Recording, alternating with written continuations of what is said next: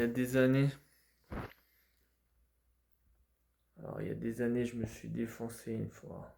Je parlais avec mon frère.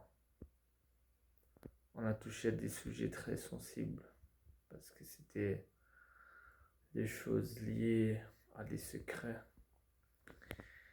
Alors, il s'est passé un truc, c'est que on s'est défoncé, on a pris de la coke.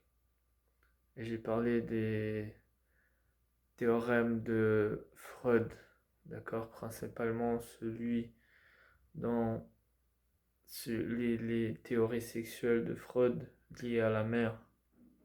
Ok.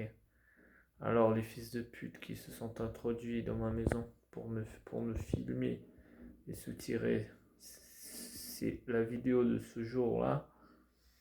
Pendant des années, ils ont voulu faire croire que moi, j'avais des pulsions peut-être incestuelles envers ma mère. Hein, c'est ce qu'ils ont souhaité que ça se passe.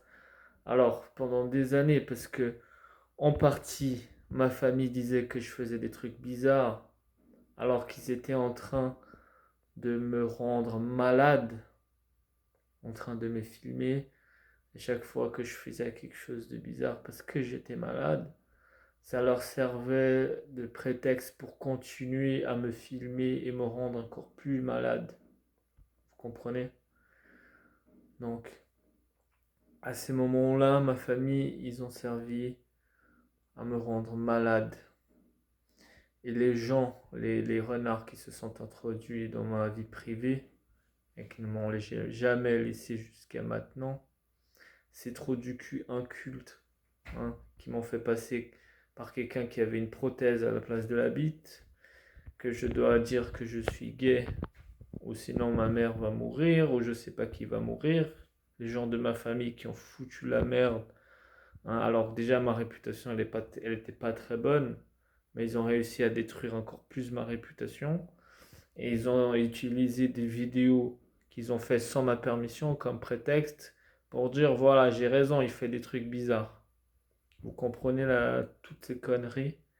Alors, il y a des analystes à la con qu'à chaque fois que j'essaye d'être drôle, je poste de quelque chose de drôle, pour eux, c'est encore un prétexte pour me discrédibiliser.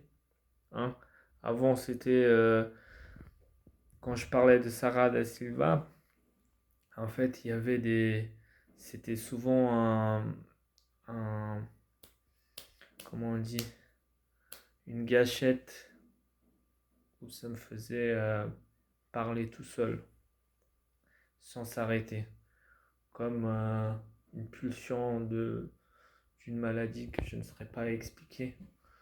Mais ça servait à discrédibiliser. Donc, si je parlais de Sarah, la fille avec qui je suis sorti quand j'avais 16 ans, à l'école, au cycle, donc chaque fois que je parlais d'elle, ça me remettait dans le mal. C'était encore un truc à cause de toutes les conneries qu'ils ont essayé de faire. J'ai jamais eu vraiment le vrai support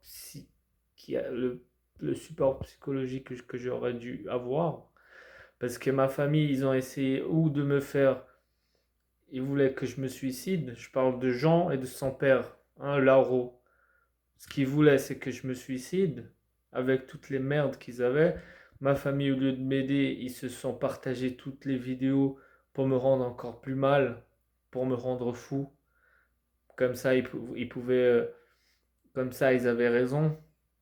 Et pas que. L'État, la Suisse ou bien l'État de Genève, ils ont bien voulu me rendre fou. Ce qui n'ont pas arrivé. Ils ne sont pas arrivés à leur fin.